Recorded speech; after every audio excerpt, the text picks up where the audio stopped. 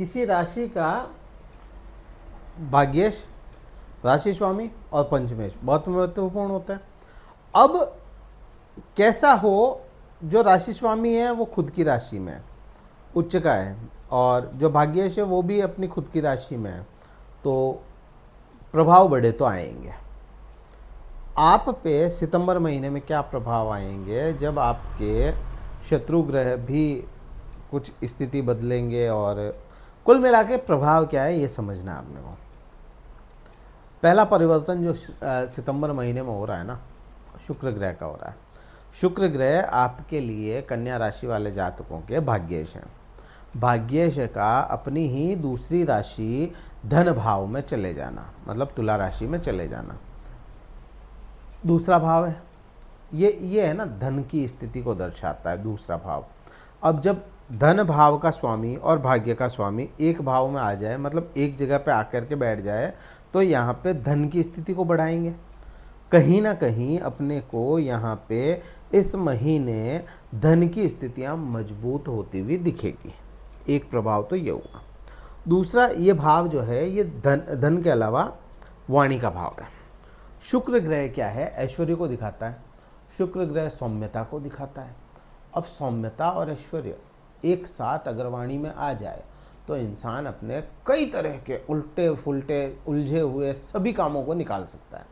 तो शुक्र क्या करेगा, आपकी वाणी में ऐश्वर्य देगा, और उस ऐश्वर्य से आपके धन की स्थिति को मजबूत करेगा। तो कुल मिला के अपने लिए ये परिवर्तन तो अच्छा है। फिर ये शुक्र जो है ये कहीं ना कहीं आपके 7वीं दृष्टि जो है आपके 8वें भाव को डालेगा। अब ये प्रभाव है ना, थोड़ी देर बाद में बताऊंगा 8वें भाव पे क्या प्रभाव आएंगे, उससे आगे देखें। अगर इस प्रभाव को छोड़ते हैं, थोड़ी देर में बताता हूँ, क्योंकि कनेक्ट है दूसरी चीज़ों से। अब देखो, अगला परिवर्तन जो हो रहा है ना, 7 तारीख को हो रहा है। बुध ग्रह आपके राशि स्वामी खुद की राशि में आएंगे, मतलब आपके लग्न में राशि में बैठेंगे। उच्च के भी हो जाएंगे। यहाँ पे कन्या राशि में बुध ग्रह उच्च के होता है। प्रभाव क्या है, बुध क्या है, कम्युनिकेट करवाता है।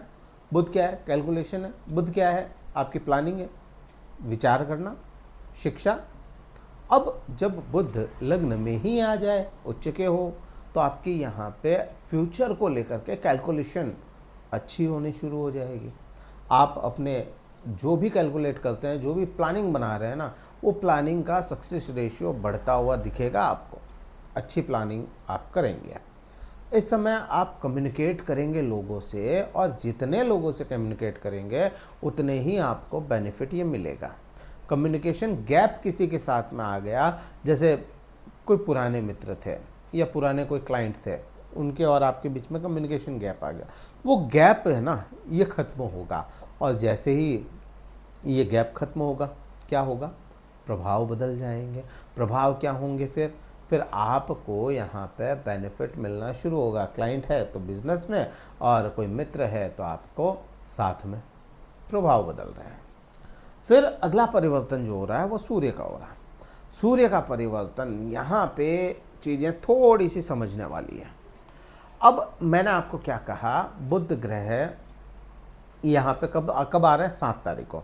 7 से 17 तारीख तक बुध अकेले हैं। 17 तारीख को, 17 सितंबर को सूर्य यहाँ पे आपकी राशि में आएंगे। सूर्य आपके लिए क्या है, 12वें भाव का स्वामी। अब 12वें का स्वामी जब लग्न में आए तो कहने को तो प्रभाव गंदे होंगे, लेकिन समझो तब इसके प्रभाव अच्छे हैं। आपको क्या कहा, पुराने क्लाइंट थे, उनसे कम्युनिकेशन गैप आ गया, तो अब ये क्या करेगा, सूर्य जो है, कोई बाहर का क्लाइंट है, विदेश का कोई क्लाइंट है, उसके साथ में आपके संबंध वापस से बना दे। वापस से आपके जो कम्युनिकेशन गैप आया था, वापस से आप है ना डील करना शुरू कर दो। बाहर का कोई क्लाइंट, विदेश का कोई क्लाइंट है, उसके साथ में हो जाए। विदेश से बेनिफिट आपको इस समय बुध दिलवा देगा, क्योंकि सूर्य यहाँ पे आएगा 17 तारीख के बाद में।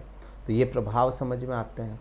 अब इसी का प्रभाव और क्या होगा, बुध और सूर्य का मिलके, बुध और सूर्य मिल करके आपके 7वें भाव को देखेंगे, जहाँ पे शनिदेव बैठे हैं।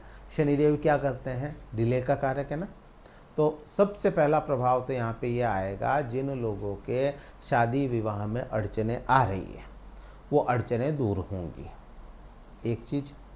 दूसरा प्रभाव यहाँ पे क्या आएगा, दूसरा प्रभाव यहाँ पे आएगा, यहाँ पे मैं ये नहीं कह रहा कि शादी हो जाएगी, शादी विवाह में होने में दिक्कत आ रही, जैसे आपने लड़की देख ली लेकिन विवाह का समय नहीं निकल पा रहा, इस समय में आप थोड़ा सा बैठ करके देखेंगे अपनी संतान के लिए, खुद के लिए, मतलब आप समझो जैसे कोई कन्या राशि का जातक है, अब उसके माता पिता इस समय में सोचे ना कि प्लानिंग करें कि भाई अपने शादी कब करनी चाहिए, वो प्लानिंग सक्सेस होती हुई दिखती है।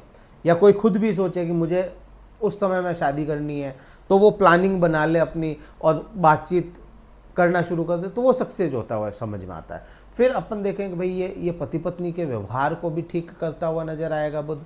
पति पत्नी में भी संवाद की कमी आ गई, तो यहाँ पे ये संवाद करना शुरू कर दोगे आप आपस से, और कहीं ना कहीं एक मुद्दे तक पहुँच जाओगे और प्रभाव अच्छे मिलते हैं इसके।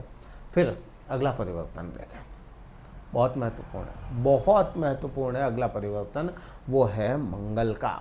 18 तारीख को मंगल ग्रह बदल रहे हैं, आपका अष्टम भाव दुख दर्द पीड़ाओं का स्वामी लाभ में जा रहा है। अब यहाँ पे चीज़ों को समझना है, बिल्कुल कांच की तरह साफ होनी चाहिए अपने।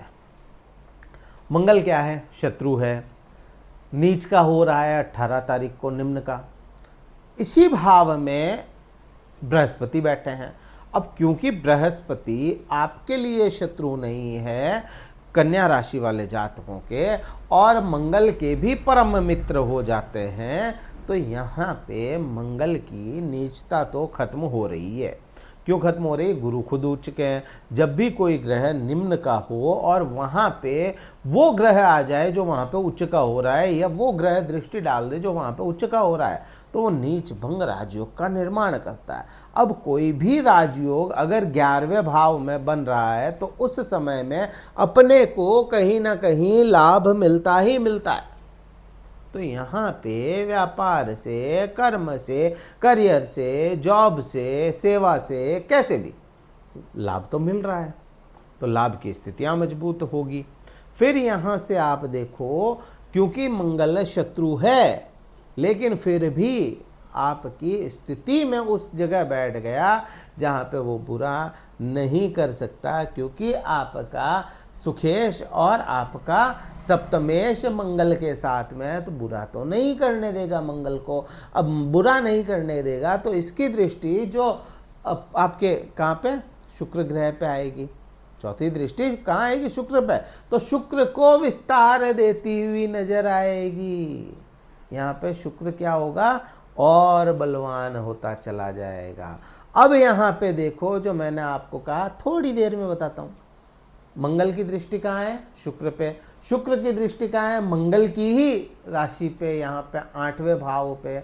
डिप्रेशन, एंजाइटी, किसी भी तरह के वाद विवाद, किसी भी तरह के गुप्त शत्रु, किसी भी तरह के गुप्त रोग, किसी भी तरह की पीड़ा, इन सब को ये शुक्र और मंगल दबाते हुए नजर आएंगे। ये प्रभाव मज़ेदार हो गया। देखो कितनी मतलब समझने वाली बात है, शत्रु होकर के भी अच्छे प्रभाव लाने शुरू कर दे। फिर मंगल की 7वीं दृष्टि, गुरु की 7वीं दृष्टि किस भाव पे जा रही, अब भाई वहाँ पे वो नीचभंग राजयोग है, तो उसका प्रभाव यहाँ पे भी आएगा। ये भाव है प्रेम संबंधों का, ये भाव है संतान का, ये भाव है शिक्षा का, ये भाव है ज्ञान का, ये भाव है नई अपॉर्चुनिटीज़ का। सब चीज़ें मिलती हुई नजर आएगी, दिखेगी। कहीं ना कहीं प्रेम संबंधों में किसी भी तरह का विवाद था, किसी भी तरह का ईगो था, ईगो क्लैशेस हो रहे थे, तो यहाँ पे वो क्लैशेस खत्म हो जाएंगे। तो यहाँ पे मुझे नहीं समझ में आता कि इस भाव में परेशानी हो। फिर आप देखो मंगल की 8वीं दृष्टि राहु पे, और राहु किस नक्षत्र में, धनिष्ठा में। धनिष्ठा नक्षत्र मंगल का, राहु कॉम्प्रोमाइजिंग मोड पे है, तो इस समय में आपका 6ठा भाव भी एक्टिव हो रहा है। अब 6ठा भाव एक्टिव होगा तो क्या होगा, रोग ऋण और शत्रुओं से आपको रक्षा करेगा। हाँ, करना क्या है, देखो इस समय में चीज़ें बदल तो बहुत कुछ रही है, चीज़ें दिख तो बहुत अच्छी रही है।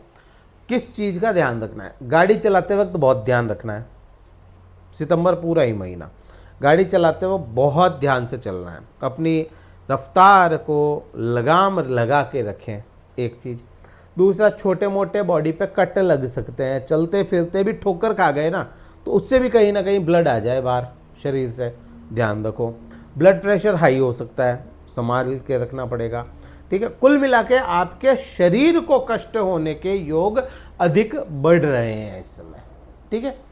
तो मेन प्रभाव तो ये हो गए। क्या करोगे इस समय? इस समय में आपको मंगल के दान करने चाहिए। मंगल के दान क्या होंगे?